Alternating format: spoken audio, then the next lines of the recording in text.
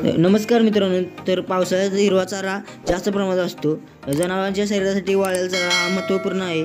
आम्ही आत्ता वाळलेला चारा माचावरती एकत्र करून ठेवणार आहे, जेणेकरून काय होणार, पावसाळ्यात वैरणीचा तुटवडा बसणार नाही. आता ही वैरण आहे ती डोंगरी गवत व भातापासून निघालेली पिंजार आहे. ते आता आम्ही या माचावरती भरून ठेवणार आहे. याला आमच्याकडे उट्टी म्हणतात. तुमच्याकडे काय म्हणतात कमेंटमध्ये नक्की सांगा. जर आमच्या चॅनलवरचे व्हिडिओ तुम्हाला जर बघायचे असेल तर चॅनलला नक्की सबस्क्राईब करा. आता मित्रांनो, मास तयार झालेला आहे. आता यावरती आम्ही डोंगरावरचे गवत आणि भातापासून मिळालेले पिंजार रचणार आहे. तर वाळक्या वैरणीमुळे काय होते मित्रांनो, फॅट व एसने जास्त प्रमाणात वाढतो.